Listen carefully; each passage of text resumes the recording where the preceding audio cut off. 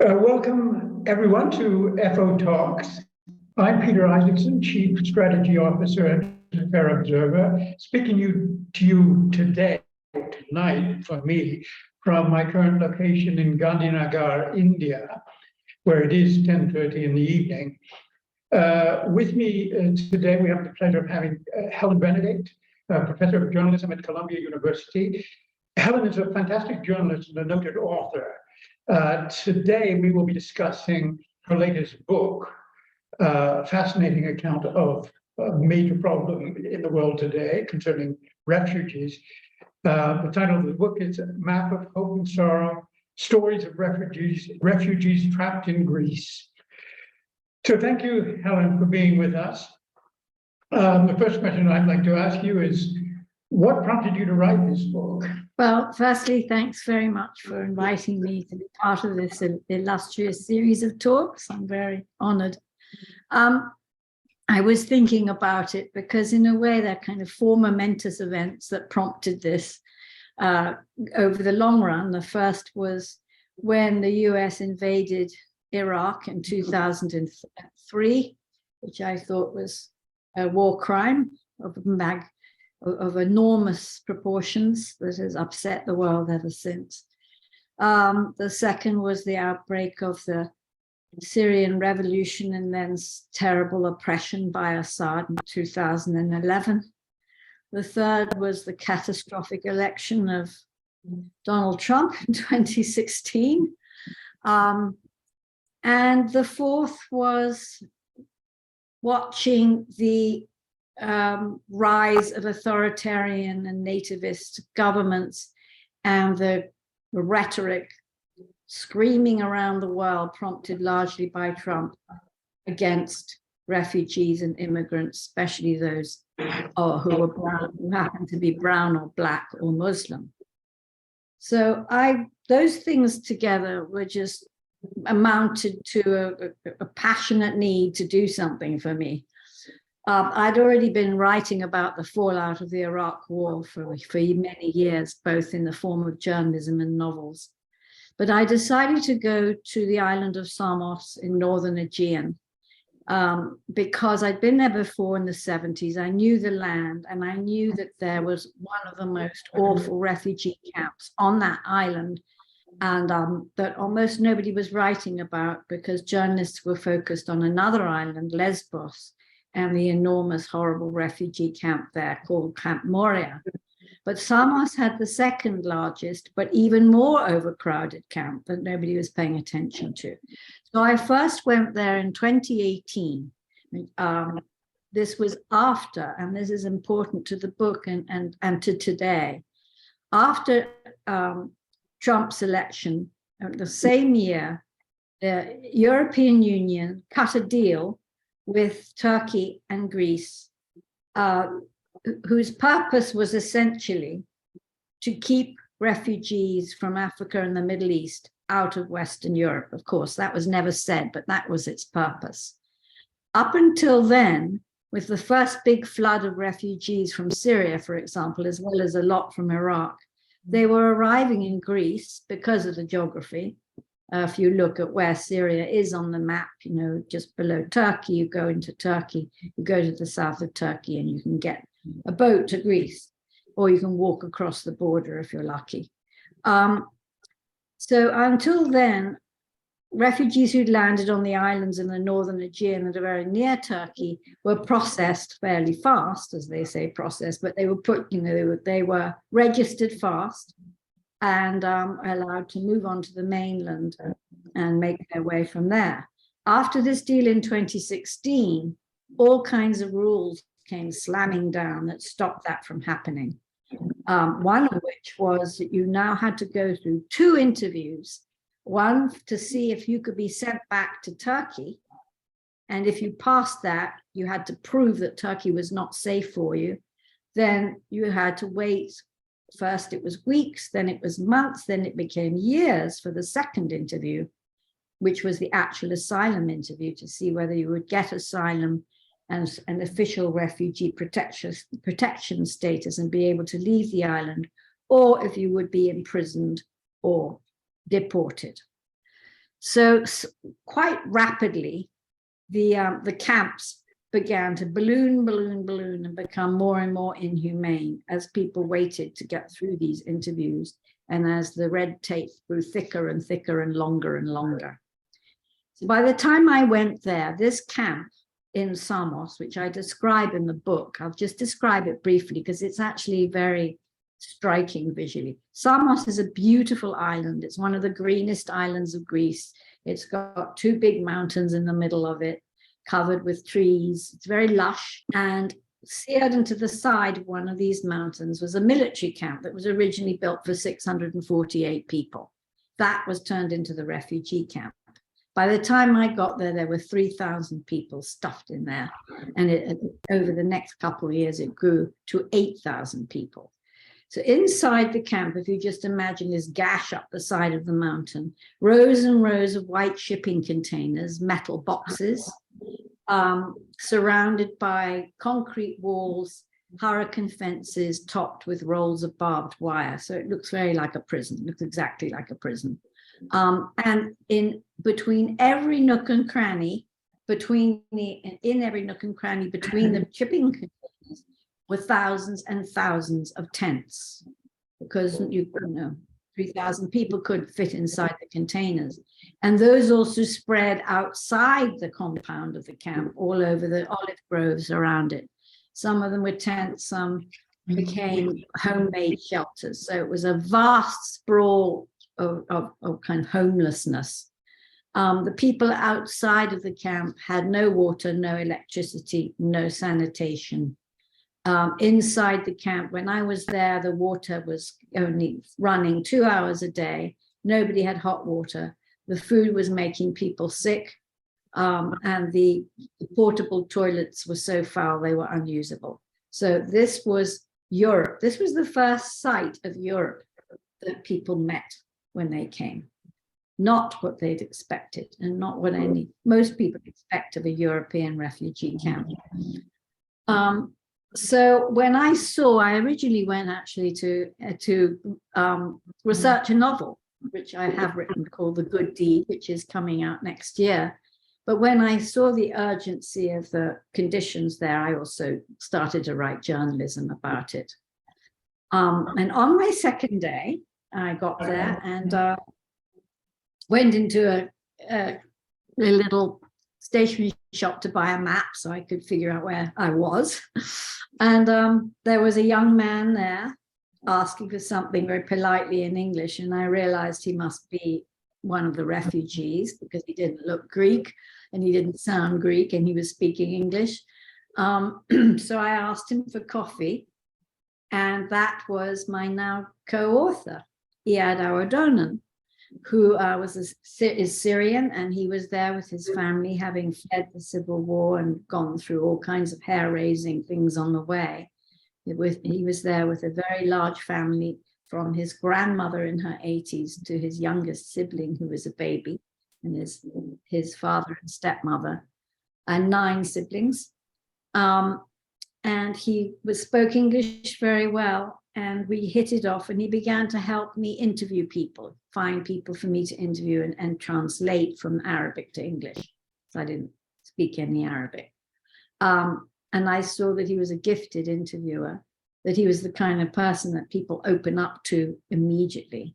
And then he gave me a piece that he'd written himself about his flight, his family's flight, and what it was like living in the camp and how he felt leaving home, how hard it was to leave home. And it was so beautifully written that I managed to get it published for him in a magazine called Slate, and that's now the preface of our book.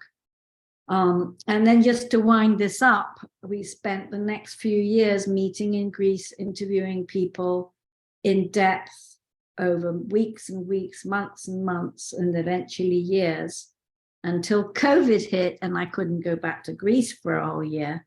That's when I thought, well, let's just be co-authors. Instead of you being my translator, you're in Greece, you interview the people you can in Arabic, I'll do what I can over WhatsApp in English or French, and we'll put the book together that way until I can go back again, which I did in 2021.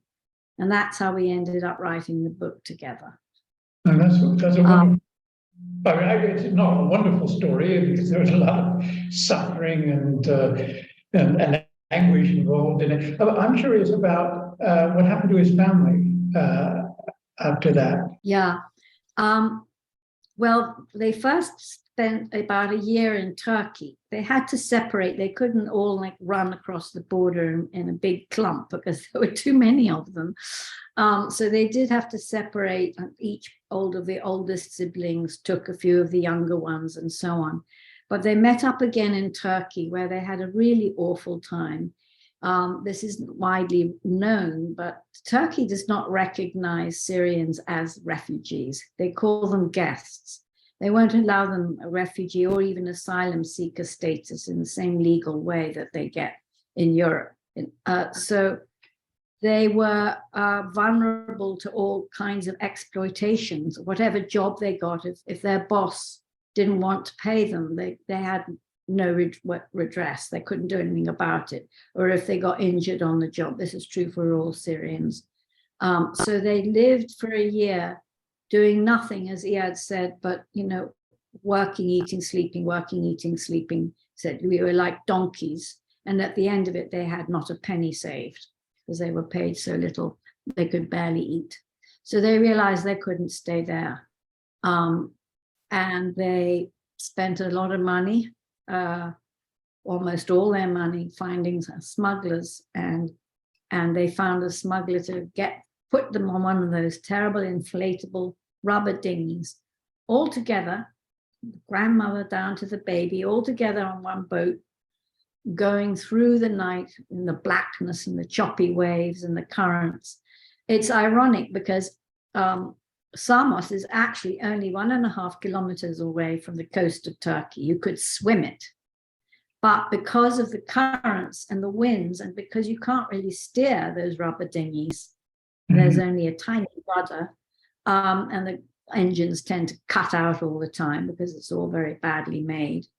And also because the smugglers abandon you as soon as they put you on the boat. So it's people who are steering the boat who've never been on a boat in their lives before. It can take hours and hours and hours to reach an island, or even to cross across the border. There's an invisible border between Turkey and Greek waters down the middle of the Aegean, and hope you get rescued. And of course, there's the danger of capsizing or sinking and drowning, which has happened to thousands of people.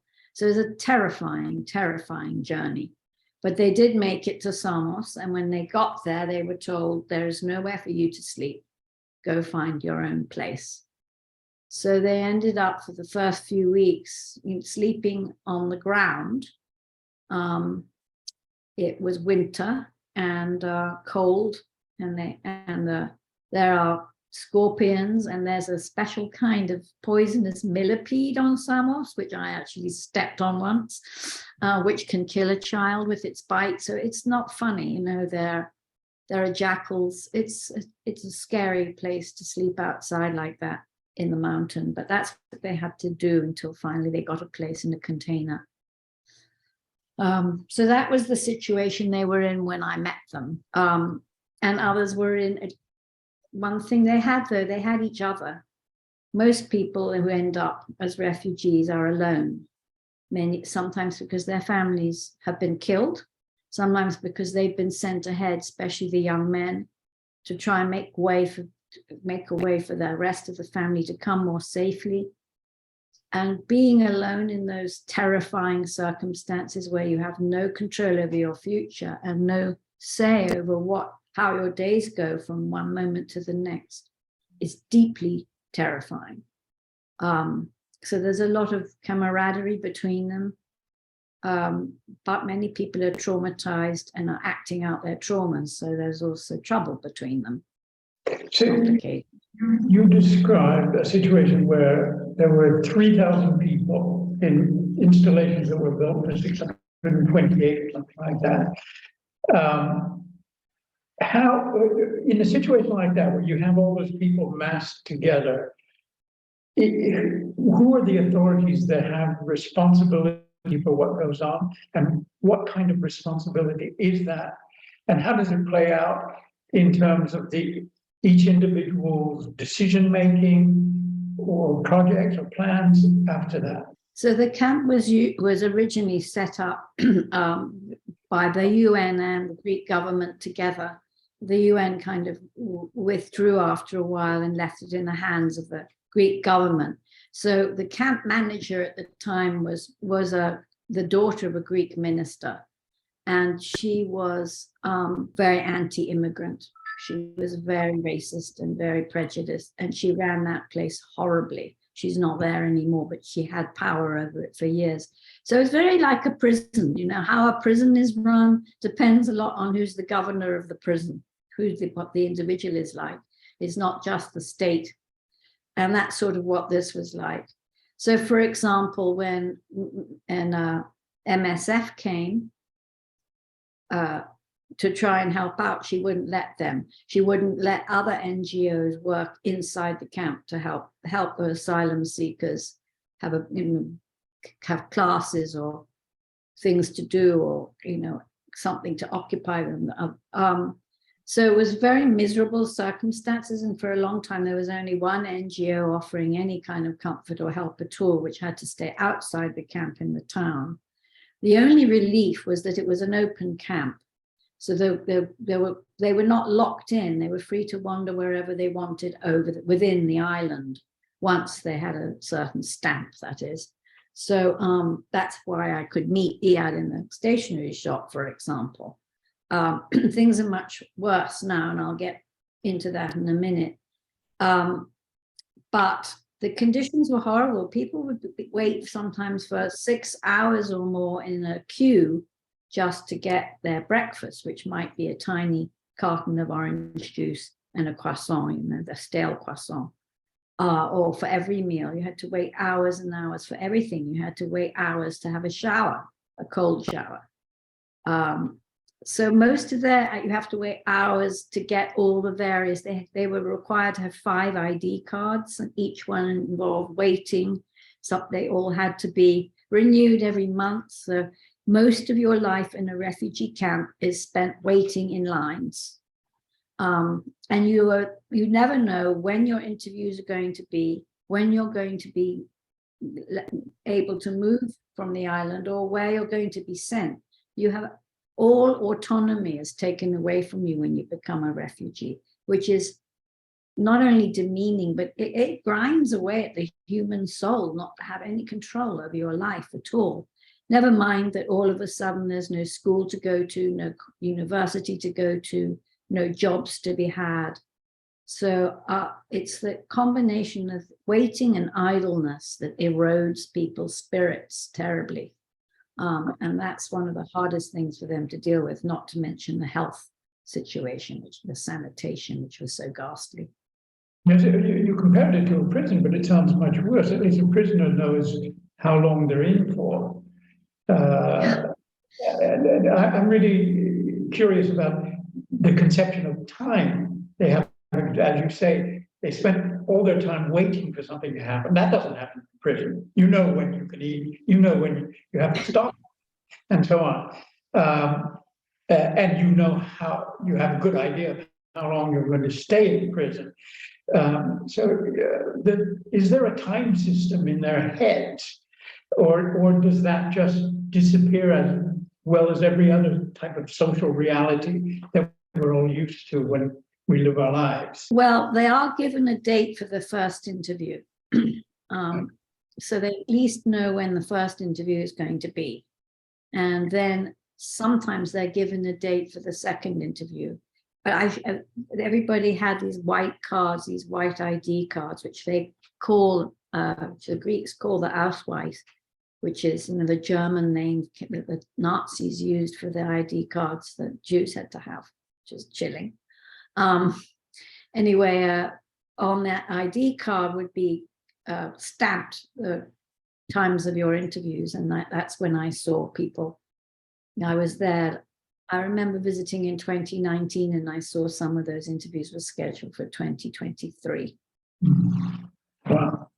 So you've got years to wait where you're not allowed to leave the island and you can't do anything. So maybe there's a deadline, but the deadline feels so far away. Meanwhile, what do you do with yourself? A lot of it is spent just trying to survive, finding food, finding a place to sleep, dealing with whatever sicknesses you might get.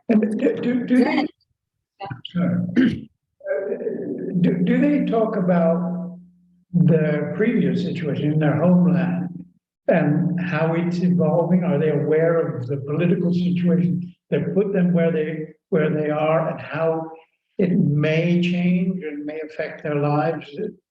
Is that part of their daily? Oh, absolutely, absolutely. Almost everybody has a phone, a cell phone, or has a friend or a family member with a cell phone, and you keep up with the news from home. A lot of people there are political refugees, so you bet they know what's going on at home. And they know what's going on. I mean, we have this idea of refugees as being kind of illiterate peasants, but this is far from the case. I met university professors and engineers and architects and teachers and doctors and people from all walks of life, as well as farmers and all kinds of people. Nurses, translators. So they're very well aware. And and the thing is, what everybody wants more than anything is to go home. So that's another reason why they keep watching, because they want, will it ever be safe for me to go home? The answer is almost always no. Most of them would have faced imprisonment or death. One of the people in our book is a refugee from homophobic laws. There are a lot of LGBTQ refugees there who'd escaped from countries where it's illegal to be gay or lesbian or trans. And some of them were wanted by the police at home, so they would have faced horrible treatment, imprisonment, if not death, if they'd gone back. Anybody who'd fought for the Free Syrian Army or from Syria, or indeed who just escaped it all, was a persona non grata and still is, and would face nothing but trouble and very likely imprisonment if they tried to go back, or getting drafted if they're young men. So and so on. So nobody could go home even as much as they wanted to. And that adds to the distress. So they have to look forward, not back. And I will say that the resilience and determination that I found among the people I met to make a life for themselves and for their children, if they had them, was really impressive. Not only had they had to display incredible fortitude to get where they'd gotten, because those journeys are unbelievable what some people did, walking in sandals across the Iranian mountains in the snow for weeks on end. I mean, undergoing human trafficking, being beaten up and raped and robbed on the way. I mean, the things that people had to go through. And yet this determination, I will make a future, I will make a future. These are the kind of people we want in our societies, not the kinds of people we should be rejecting. But pertinent to your question, I did want to say part of our goal with this book was to present people as full human beings, not just as refugees in that journalistic way where you only portray people in that moment of their trauma, like the moment they get displaced, the moment they go through the horrible things about journeys. We wanted to remind the world, and they wanted to remind the world, that, our lives didn't begin at the borders of Europe. We had whole lives before. So rather than having a whole bunch of talking heads just talking about the trauma of being a refugee, our book portrays just 5 people from different countries, and they each have 3 chapters. And the first chapter is all about their home life before they became refugees, and intimate accounts of their home lives, their families, their love lives, what they ate, the work they did, the dreams they had, the disappointments they had, the quarrels they had, all the same things that all we human beings go through. Then the middle chapter is their flight, the actual flight out of the country. And then the third chapter is what happened to them when they got to Greece. And the other goal we had is that we didn't want to do the usual Western journalist thing of telling people stories for them. We wanted to get off the page, as it were, so they could tell the stories themselves in their own words. So the book is an unusual mix of narrative journalism and oral history. And people tell their stories in their own words. What languages were they using to tell their stories? So Eyad interviewed a fellow refugee he met in the second camp he was sent to, who is also Syrian, and a mother. And he interviewed her in Arabic and translated it to English. And I helped with that. So she was originally speaking in Arabic. Another one, a man from Cameroon, who I interviewed, he and I spoke in a mélange of English and French, going back and forth. So I show a flavor of that, but mostly English. The other countries, there's another Syrian, there's an Afghan, and there's a Nigerian, and they all spoke English. In Nigeria, English is the standard school language anyway. And the Afghan young woman is very scholarly, and she was already pretty fluent in English by the age of 21 from learning it at school. And then Hassan, the other Syrian young man I met at the same time as Eyad on Samos, couldn't really speak English when I met him. 6 months later, I went back and he was very good. A year later, he was fluent. He's got a gift for language. And now he speaks it faster than I do. And, so he was able to tell me his entire story in English. So that was a great advantage. So I take it there's some kind of education that occurs during this incredible ordeal they go through. If they take it, I mean, some NGOs offer classes, but there is no formal schooling available to them in the camps, except for the smallest children, and only some of them get in. And are there phenomena which we would describe as social hierarchy? These people presumably come from a lot of different places. They don't know each other. There is no pre-existing social hierarchy or social system. And presumably, where this is what human beings do, they do create a local culture, and that culture includes all the phenomena of relationship that we know. Can you describe how that? Yeah. The first bond is nationality. So the camp people in the camp tended to sort of divide up into neighborhoods, if you like. So there'd be the Afghans here, the Nigerians there, the Cameroonians, some nationalities blended, and the Africans would tend to stick together more, and the Arabs stick together more. It's also to do with language bonds. And people made friends across these barriers. It wasn't, but there were also fights sometimes between them. There were Christians there and Muslims. And there were sometimes fights between the young African men and young Arab men. I don't think it usually had anything to do with anything more than territory and being young and angry and bottled up.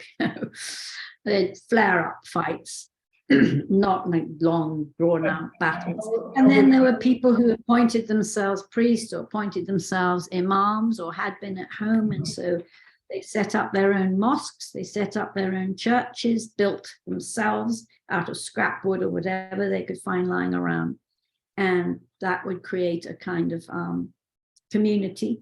And then there were also sometimes communities from a certain country would appoint kind of leadership, like a mini government, so that to look after their own people, so that if people had some trouble, somebody needed money or somebody needed medical help or somebody needed some peacemaking interference between neighbors or something, they would deal with that, and they would kind of advocate for their people to the management of the camp. So there were those sorts of things happening, yes. Okay. Earlier you mentioned that there was a sense of solidarity in general in the whole population. So now you're describing specific groups. Was there some kind of diplomacy between the groups, or some sort of common culture that was developed? It's hard to generalize. I met, there were people who, just like anywhere, there are people who will reach out and look for commonality with other people, and then there are people who will look for differences and want to enhance the differences and build up resentments. So it was no different than anywhere else in the world in that way. There was a common recognition we're all in the same horrible boat, though. Yeah. And I know Eyad himself spent a lot of his time helping other people get through the asylum. Because he could speak English, he could act as interpreter a lot with volunteer lawyers or NGOs or camp management, because it's the lingua franca there, English. And help even with the police. He sometimes helped people who were having trouble with the police for some reason. So he and other people like him were very generous in helping other refugees wherever they were from, whoever they were. And others were just up too angry and traumatized and messed up to do anything but cause trouble, and there's a lot of trauma. I mean, I suspect there was barely a woman there, for example, who hadn't been raped before she'd come, either at home in war or on the journey by smugglers or police or soldiers or other thugs. I have a whole chapter in the book that's separate than the 5 people that's just about women, because I felt it was so important to explain their plight. What was his position? What was his life before he became a refugee? Yeah, he worked. They lived just on the outskirts of Damascus. He was enrolled in university to study law, and he was in his 2nd year. And then Assad's soldiers began shooting and beating up students, so he couldn't go to school anymore. His oldest brother wanted to be an engineer, was on the path to being an engineer. The brother just under him was wanted to be a filmmaker and an actor. Everybody in that family prized, and his sisters too, prized education very highly. His father had been a teacher in high school, sociology at one point. So it was I suppose you'd call it a middle-class family with values that prized education, as I said. And then all of that was destroyed, and his cousins were killed, and they realized that with so many boys in the family, those boys would either be forced into Assad's army or forced to join ISIS, or just killed by one or the others. They had to get out to save them. And it was the grandmother's decision.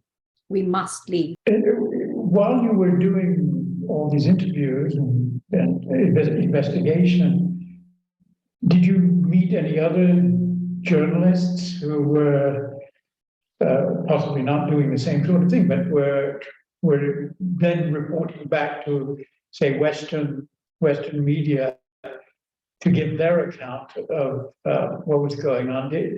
Did you meet any of these people, and did you follow the kind of reporting they did? I was very much on my own. I didn't hang out with journalists. I didn't go I didn't go working for anybody. I went as an independent. So I wasn't in a hotel full of journalists or anything like that. I did know of other journalists who came in occasionally to do things. None of us were allowed inside the camp by that camp manager I mentioned earlier, by the way. you weren't allowed to take photographs in there either, which begged the question, what are you hiding? And I found out what she was hiding, but I got in anyway. I just sort of put on non-touristy clothes and walked through the gates, kind of hiding the fact that I'm white as best I could. And it wasn't that difficult. And I made friends with refugees who took me in and showed me around, kind of blocking the police's view of me. Also, because I wasn't working for an NGO where you're not supposed to befriend anybody you're working with, particularly because you're not supposed to show favoritism. It's all very complicated. I was a free agent, so I could go and do what I wanted and where I wanted. But when I first went there, I didn't find any other journalists. They tended to come in a bit later, but the ones who were working for television or newspaper, they'd come in for a day or two. I was there over and over again for years, so it was a bit different. And I wasn't interested in doing that parachute journalism kind of thing. There's a place for it. It was important because the world needed to know how horrible this was and how unjust it was. But I was interested in a much more in-depth thing and in really getting to know people, deeply, to get away from the stereotyping that's so often done. And did you do any reporting while you were doing this, or you were totally focused on writing the book? Oh, no, I was interviewing people all the time. And not only interviewing the refugees, but interviewing, yeah. Oh, you were, yeah. Yeah, and finding, getting the statistics and studying why this camp had been set up and the EU deal and the context completely. And then there was a big change in 2019, which is very relevant to today, because that's when the new right-wing government came into Greece. They call themselves the New Democracy, Democracia. And they started putting much more draconian rules down about refugees and asylum seekers instantly, and made everything much worse instantly. And they're still in power today, and they're still persecuting refugees more and more and more, unless you're Ukrainian. And like almost every other country I can think of, they're treating Ukrainian refugees totally differently from the way they treat Middle Eastern, African, Pakistani, Palestinian, and so on refugees who come from elsewhere. So are there two categories of refugees from a legal point of view, or is it just a spontaneous personal decision on the part of those who welcome the refugees? Are they? From a legal point of view, there's no difference. From the government, the Greek government's point of view, well, they actually said Ukrainians are real refugees and everybody else is a migrant, like an economic migrant, which is absurd to say about Syrians or Afghans or anybody else who's fleeing for their lives. But that's what they said. So, for example, right after Putin invaded Ukraine, the first 3 months, 21,000 Ukrainians came into Greece, more than asylum seekers altogether for the whole of 2021. And they were given temporary protection status. They were housed. Their children were put in school. They were given opportunities to get jobs. They were given support. None of this has been given to any other refugees by Greece now. In fact, when you get refugee status, all support, all economic support and housing support is withdrawn. So you're evicted from any subsidized housing. You have no access to free medical care. There's no integration effort, no language classes, no job training, no nothing. You're just out on your own on the street. That the difference could hardly be more stark, but it's everywhere. My original country, the UK, is talking about trying to get immigrants who come over, refugees and asylum seekers who come over the channel on boats, deported to Rwanda.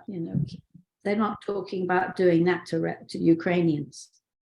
Here in the US, Biden, after fighting it, has now sort of succumbed to Title 42, which is the Trumpian policy that keeps people trapped in Mexico, unable to seek asylum in the US under health rules to do with COVID. That's not being done to Ukrainians. You don't see any Ukrainians trapped in the Mexican camps that I've heard of. Maybe there are one or two that came the wrong way by mistake. But it's the policy differences are very, very stark and very unfair. I mean, I don't want in any way to sound as if I resent what's being done for Ukrainians. I think, of course, all refugees should be helped. And the way we've been helping them around the world is admirable. The question is, if we can do it for them, why haven't we not been doing it the same way for others? And we clearly could if we wished. I'm trying to understand how this works out in terms of impact and mindsets.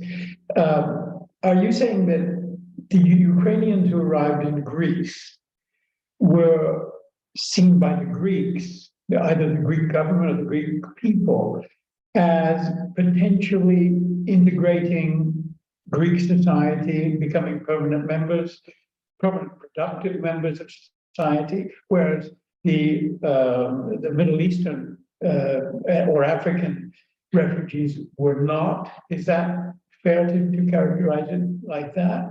I think that might be. They have. I don't know if they're thinking that exactly. I don't know what they're thinking. Also, I don't want to conflate the Greek people with their government any more than I'd want to do that in any country, because of course there are lots of left-wing and liberal and kindly-hearted Greeks who have done a lot to help refugees. Mm-hmm. But the government said these are real refugees, meaning they are fleeing terrible persecution and bombing and death, and therefore we should give them everything that is promised by the Geneva Convention of 1951 and all the rights that asylum seekers are bequeathed by that mandate. And somehow, but we don't think this applies to Afghans anymore, or to Syrians, or to anyone else. We did once, although they never got that much help, but they were treated better before. But now, ever since 2019, they're just persecuted. They're outright persecuted. And so the Greek government justifies that by deciding they're not really refugees or asylum seekers. They're just economic migrants who've come here illegally. So they don't have any rights to protection. Yes. I'm wondering if, this is a slightly different question. We know that the wars in the Middle East, or we could call them the Bush wars, were instrumental in creating these a lot of a significant percentage of the refugees you're talking about. Many of whom actually did end up in Western European countries, thanks to Angela Merkel's policies and so on. To what extent you, as a British American and living in New York, to what extent do Americans, or does the American government acknowledged any of its instrumentality in creating the refugee crisis? Yes, I do point out, for example, that the US war on terror has displaced some 37 million people around the world. I don't hear anything like that coming from the top. Mm-hmm. It's pointed out by some people, but I've never heard any sense of responsibility. The number of Iraqis we've forced from their homes by our unjustified invasion. The only Iraqis and Afghans who we welcome are people who work directly with the American government or military. And even then, they go through unbelievable amount of vetting and wait for years and years and years, even as they put their lives on the line and sometimes lost their lives or their families' lives because of working with us. And even then, a lot of them don't get accepted. You know, and Jeff Sessions and Trump's whole cabinet wanted to shut down that program altogether, the special visa program. So, you know, and now the same kind of thing is being done for Venezuelans. If you know someone in the States, or you can get a sponsorship, or you worked with us directly, then maybe you have a chance at asylum. Otherwise, go away to Mexico. So, you know, that's hardly any kind of reparation for what we've done, is it? Yes. Okay. There are a couple of questions I'd like to read to you from Claire Price, our chairman at Fair Observer. The refugee crisis is likely to worsen with climate change. We haven't talked about that. Do you see any feasible solution for that, or was that just an even greater crisis waiting to happen? I'm glad to be asked that, because in a way, one of the reasons that I wrote this book, or we wrote this book, is because we feel that, you know, in the future, there are going to be more and more and more and more and more refugees. More and more parts of the world are not going to be inhabitable, and people will be fleeing either wars over water and so on, or droughts or starvation. They're going to be fleeing for their lives.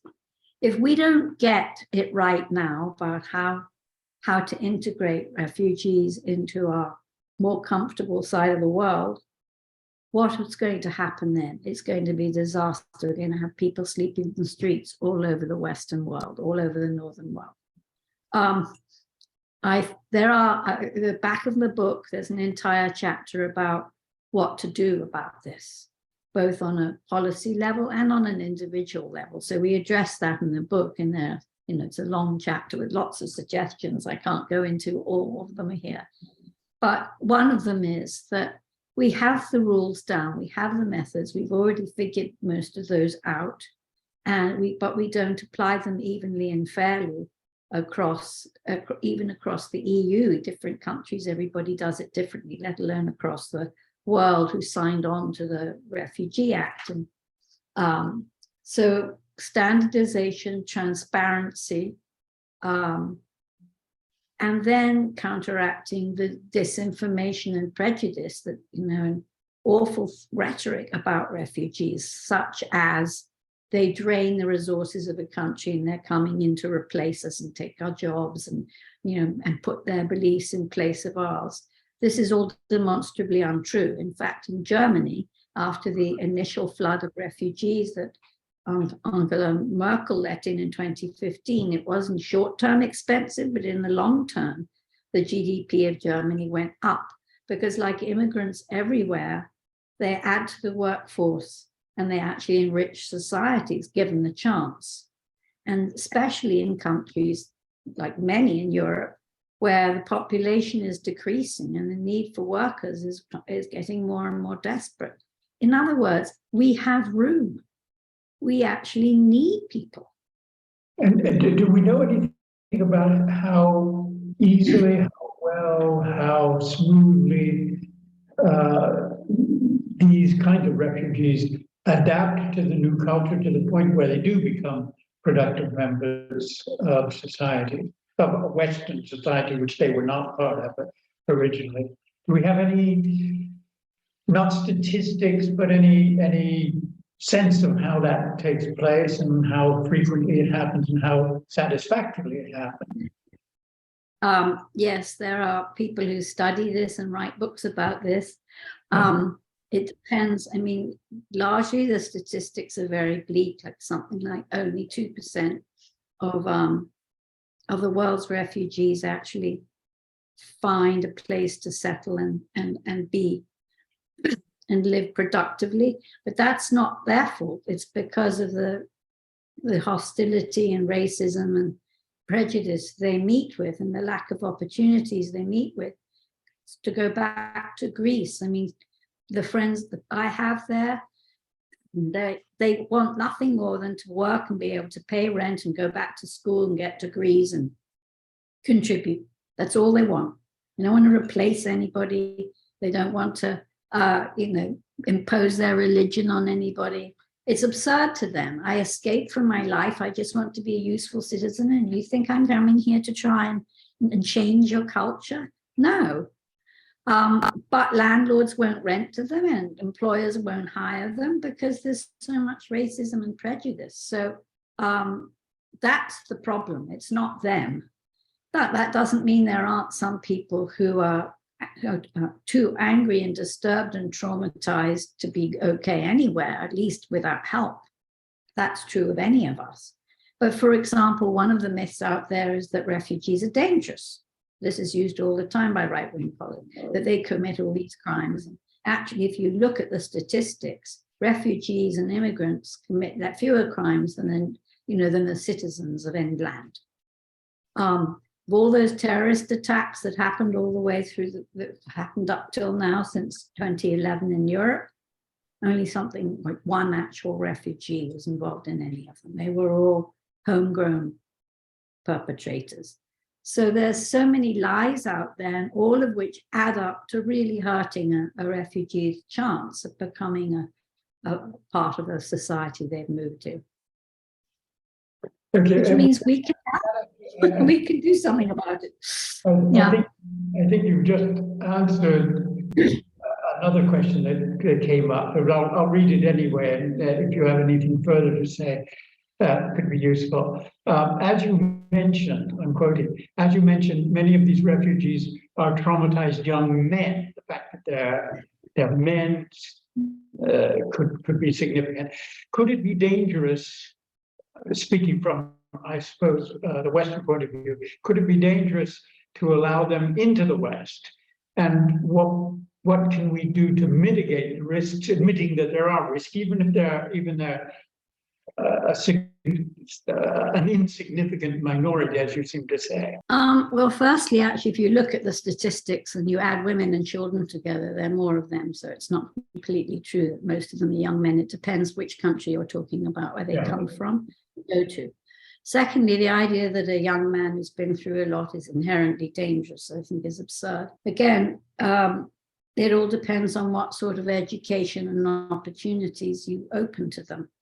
The UN just came out with a study I heard about today, which showed that the biggest contributor to terrorist act, to somebody who turns into a terrorist, is poverty. And the next one is lack of education. With every year of education they are less likely to join a radical group, destructive group. So let's not categorize people as inherently dangerous just because of their age and gender. That's absurd. It's absurd. It depends on opportunities. As Mersal, the young Afghan woman in my book, said, if we're welcomed with a scowl and prejudice, it can make us feel as if our whole life is in a jail. If we're welcomed with just a smile and friendly acknowledgement of us as a fellow human being, it can change our whole outlook on life and make us feel, sometimes that's all we feel we need to move forward. So, that's romantic. That's how she saw it at 21, but it's not entirely untrue. We need to do more than smile, of course, but it's a good start. And if you see every young refugee male as scary, what is that really about? I don't know who wrote that, and I'm sorry, but perhaps you're parroting someone else, but in a way, that's just a very racist point of view to see it. Would you say that about a young white Ukrainian? Or are you only saying that about a young Black African or a young brown Arab? What are you actually saying? So I would challenge that assumption. Okay, we've nearly reached the end of the hour. To wind things up, let's do a little imagination exercise. What can you imagine would be the ideal solution? Where could it come from if we if every important person in the world, decision makers, got together and sat down and said, here's what we're going to do to stop or to mitigate everything that's going on with the various refugee crises we've had and that we expect to have, as you say, in the future. What could be done? What's the magic solution? There isn't. It's, oh boy, if I knew that. We could start by having fewer. It's so that's why there's a whole chapter answering this question, because there isn't a magic solution. Yeah. But there's just many things we have to do at once. We have to counteract disinformation and prejudice. We have to examine ourselves about that too. We have to make it possible for young refugees and asylum seekers to keep going to school. And to have free, we have to set up classes for people to learn the language of their new country, incentivize employers to employ them. You can have reward systems that have been worked out by experts, which again, I explain in the book. There are ways, economic ways of doing this so that there's a check and balance and it's not terribly expensive. But mainly is to see this is investment, just as we believe it, we should at least believe in investing in our young people of our own societies, because if we educate them and give them some opportunities, they will help enrich the country and keep the country moving forward in the future. The same thing with immigrants.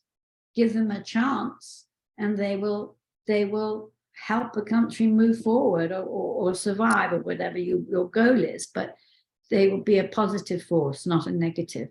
But if you force them, if you don't let them work, if you don't let them live for free, you're forcing people into being either homeless or criminal. You're forcing them. It's not that that's what they want. You're giving them no other choice. And that's what we're doing too often, not only with immigrants and refugees, but with our own poor people, especially people of color.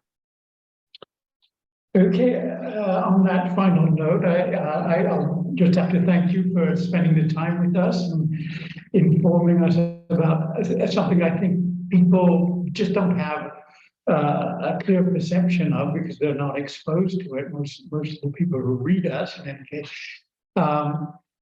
they can, of course. Where can they get your book?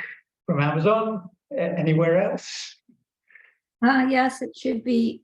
If you go to my website, which is helenbenedict.com, you can see the different places you can order the book from, including independent bookshops, if you prefer not to order from Amazon. But yes, you can get it from Amazon too, or Barnes and Noble, or get your local bookshop to order it. It's available all over the world. It's available in India. So you should be able to find it pretty easily. Okay, so we have a final comment from Prashant Sharma. Thank you for a beautiful talk. I thank you myself and hope to talk to you again one of these days. Thank you. Thank you so much. It's been a pleasure. Join the conversation at Theyre Observer and subscribe to our YouTube channel.